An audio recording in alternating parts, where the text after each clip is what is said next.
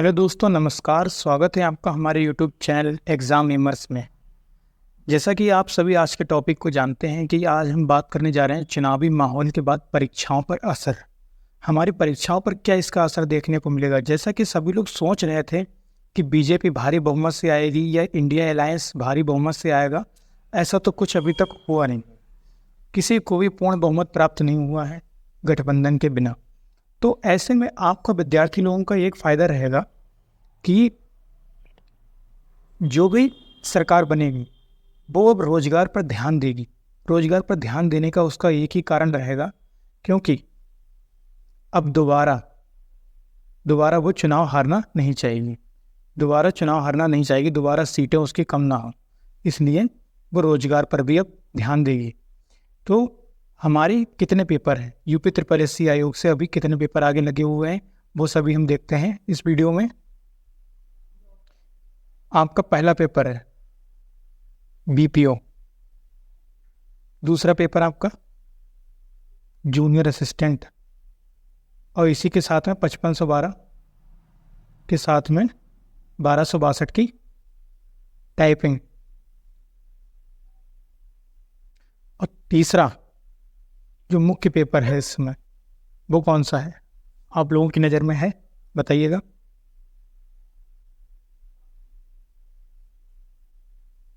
BDO 2018 का final result. और लेखपाल नियुक्ति।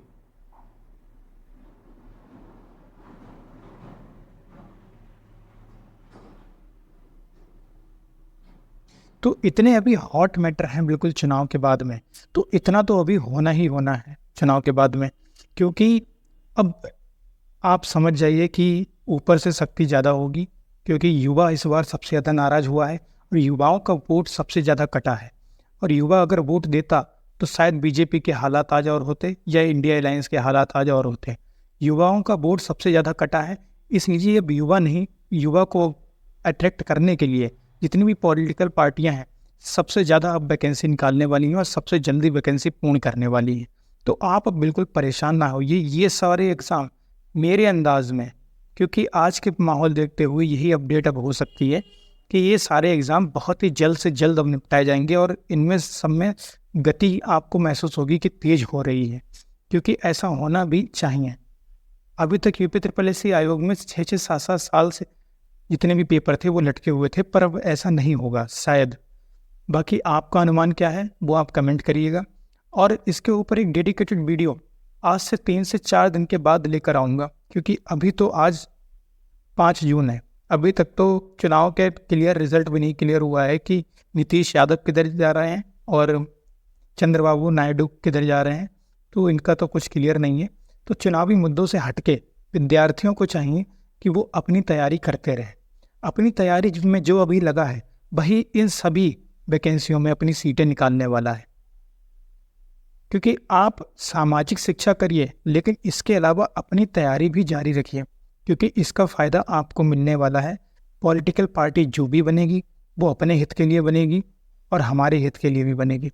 और आप लोग लगे रहिए और इनमें से कोई ना कोई वैकेंसी में आपका सिलेक्शन अवश्य होना चाहिए। जूनियर असिस्टेंट 5512 के लिए हमने डेडिकेटेड ग्रुप बना रखा है, जिसमें सारे